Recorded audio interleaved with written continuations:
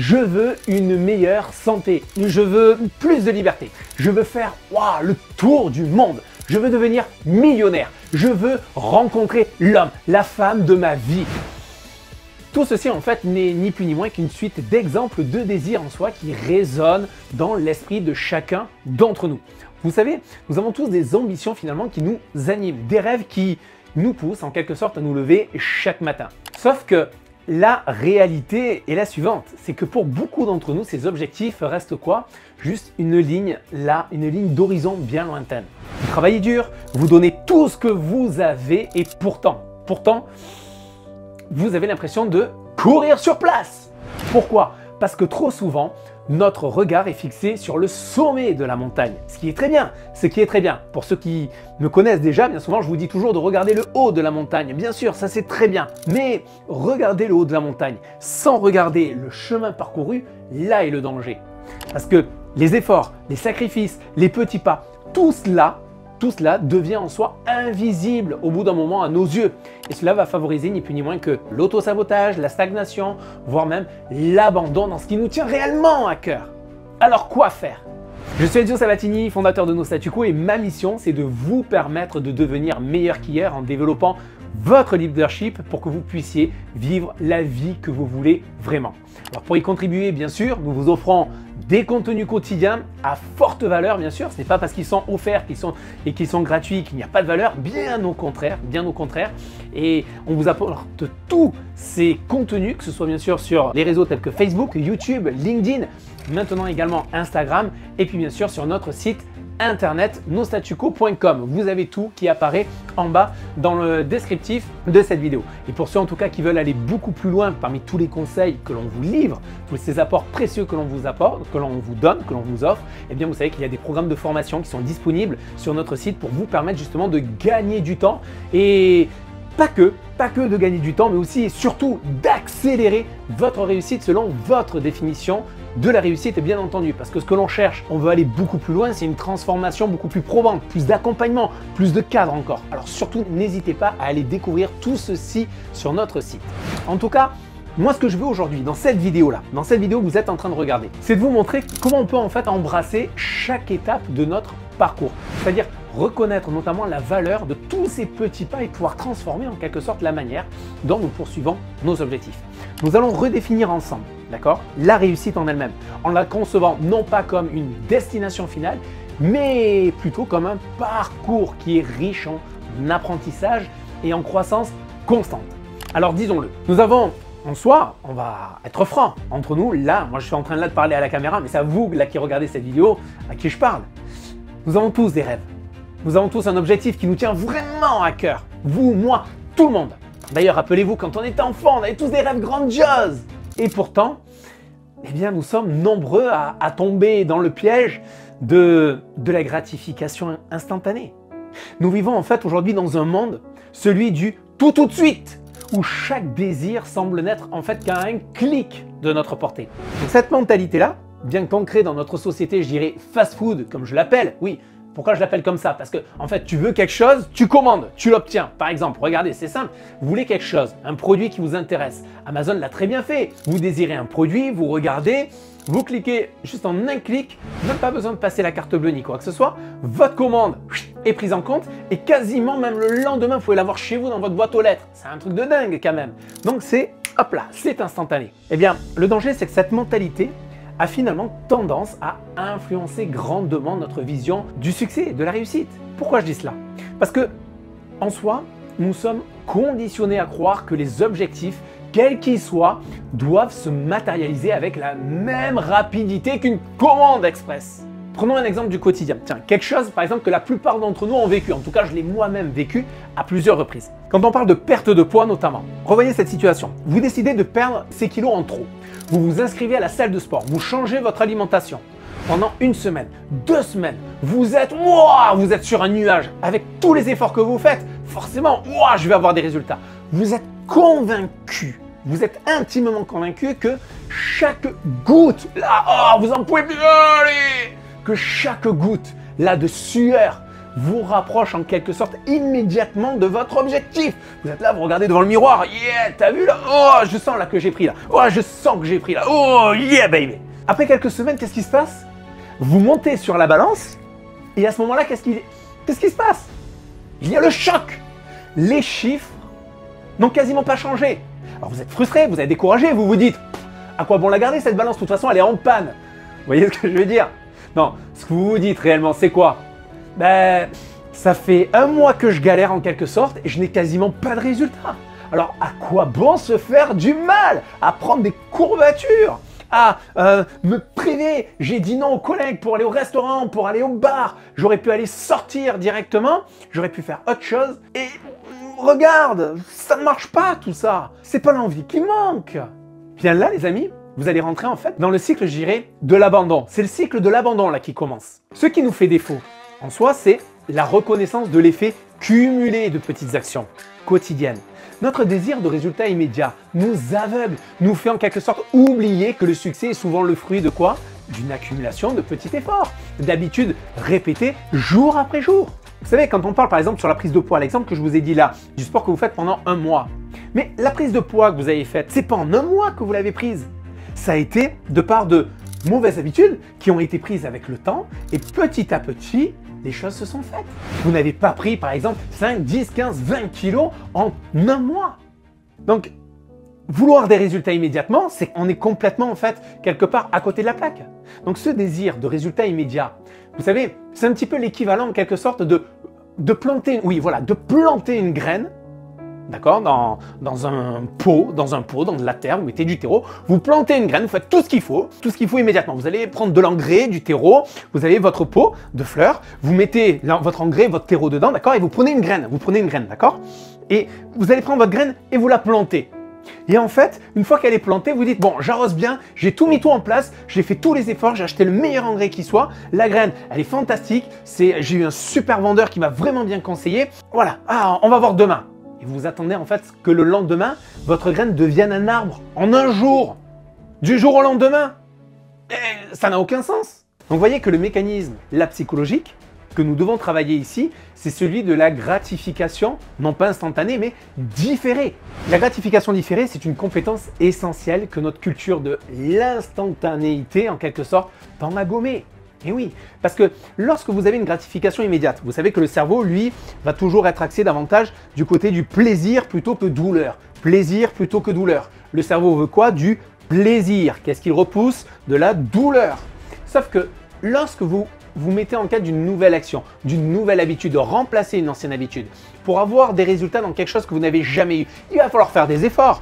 Mais s'il va falloir faire des efforts, le cerveau, lui, l'enregistre comme douleur. Donc, il va repousser cela.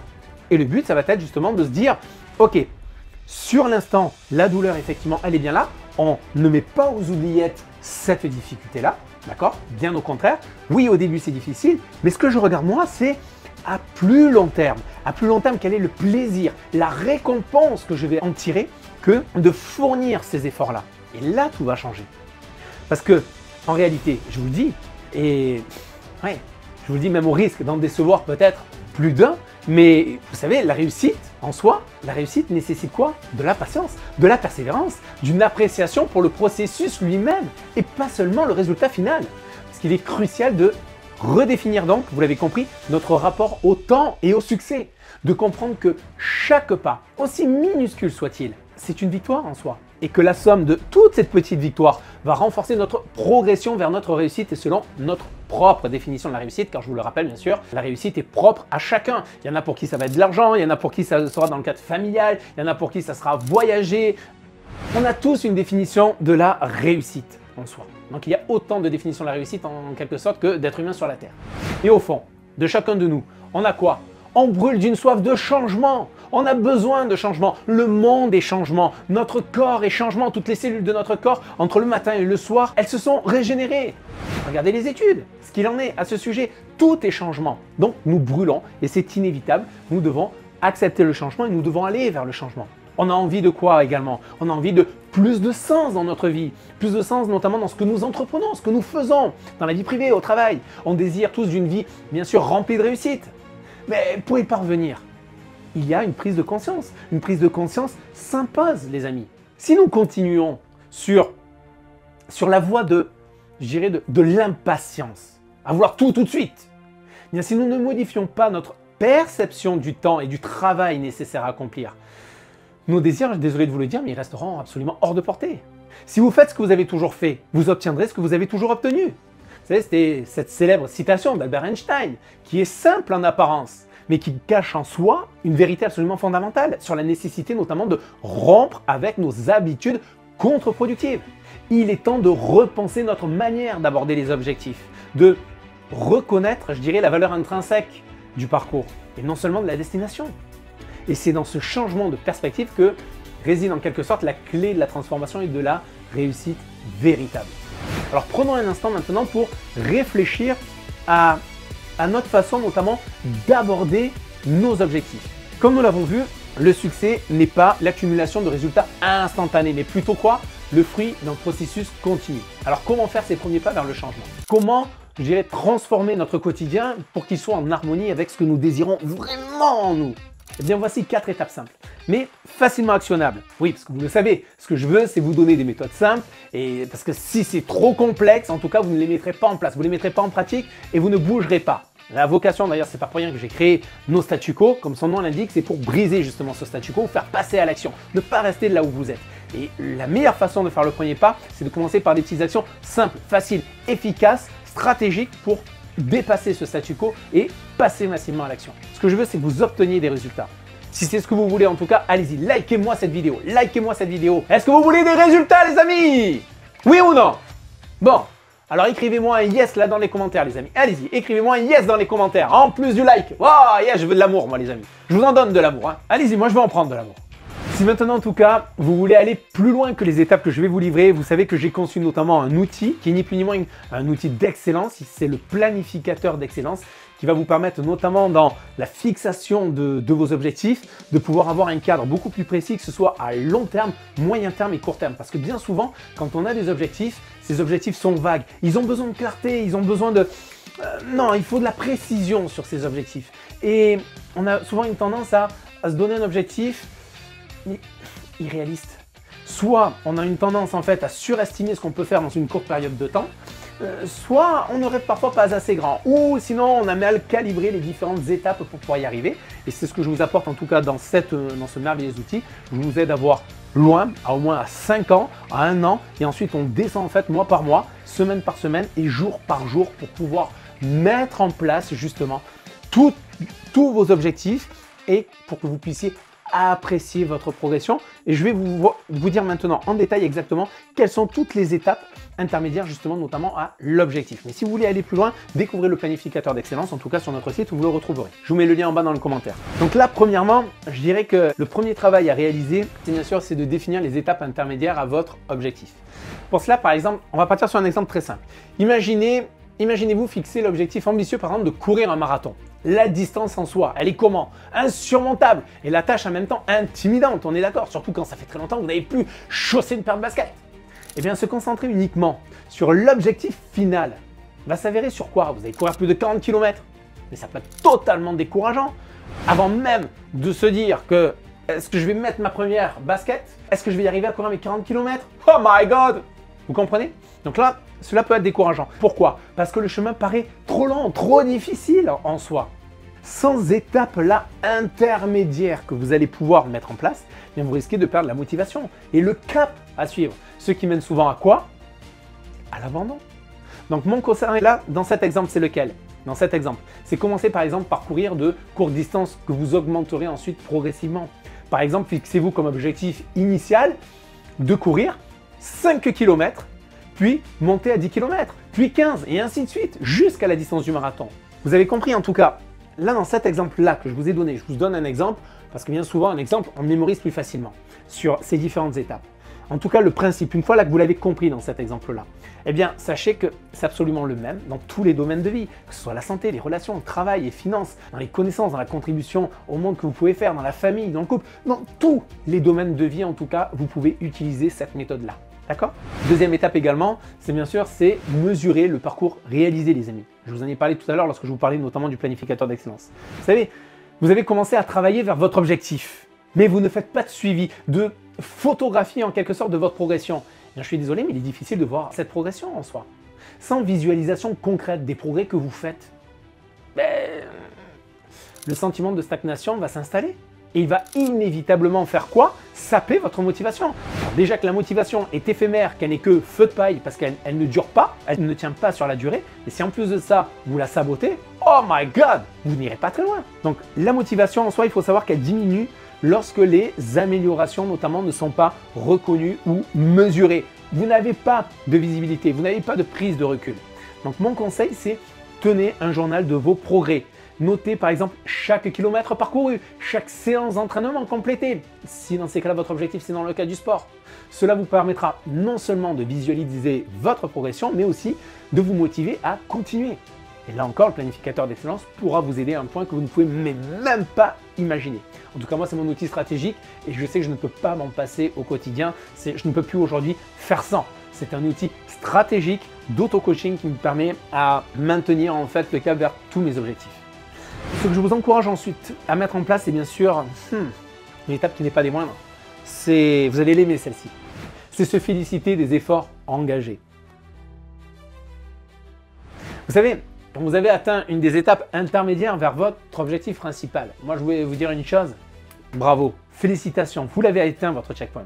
Mais passez directement à l'étape suivante sans reconnaître ce que vous avez réalisé jusqu'alors, cela peut conduire à quoi? À l'épuisement et au manque d'appréciation pour tout le travail que vous avez accompli.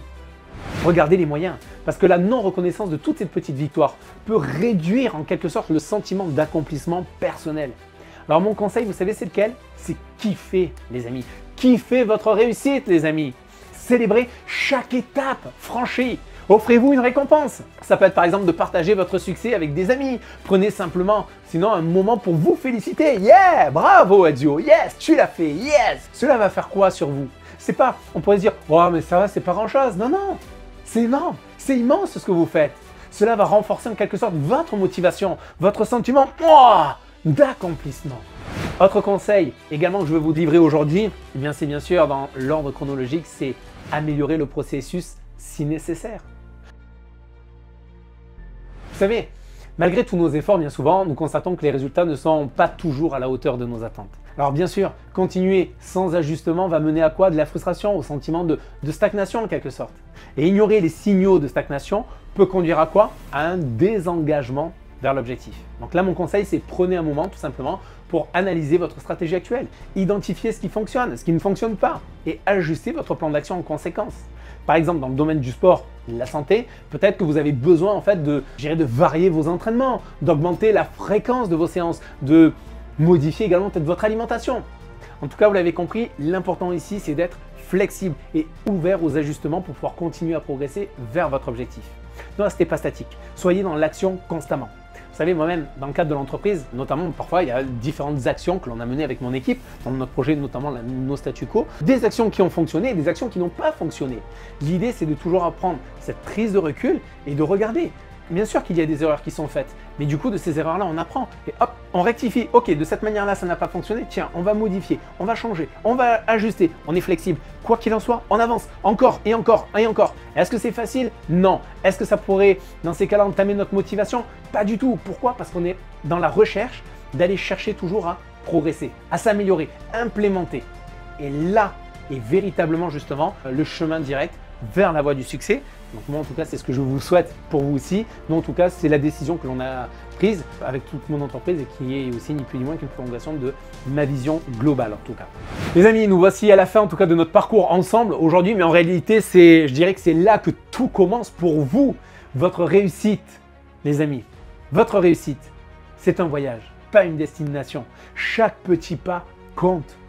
Comme l'a si bien dit d'ailleurs l'une des plus grandes légendes du football, c'était Pelé qui l'avait dit. J'adore d'ailleurs cette citation qu'il avait dit, cette phrase célèbre venant de lui. Pelé disait « Le succès ne vient pas par accident, c'est du travail intense, de la persévérance, de l'apprentissage, de l'étude, du sacrifice et plus que tout, c'est de la passion pour ce que vous faites ou ce que vous êtes en train d'apprendre. » Je pense qu'il a très bien résumé les choses. Alors je vous pose maintenant cette question. Est-ce que vous êtes prêt à vous engager dans ce voyage, non seulement avec vos pieds, mais avec votre cœur? En tout cas, si vous avez fait, sachez-le, un faux départ, s'il y a des difficultés dans votre parcours, souvenez-vous que vous êtes déjà en avance, surtout ceux qui n'ont pas encore osé faire le premier pas, comme 97% des gens. La route vers la réussite est jalonnée de ces petites actions, de ces choix quotidiens qui, accumulés, forment votre succès. La réussite, les amis, c'est un processus continu. Alors je vous invite, bien sûr, à aimer cette vidéo, à vous abonner à la chaîne et surtout, partagez-la avec quelqu'un pour que ce message pourrait être une source d'inspiration. Laissez-moi un commentaire là pour partager ce que vous retenez, ce avec quoi vous repartez de cette vidéo. Je ne vous encourage moi qu'à une seule chose, c'est devenir l'architecte de votre réussite, un pas à la fois. Je vous dis à bientôt. Bye bye les amis.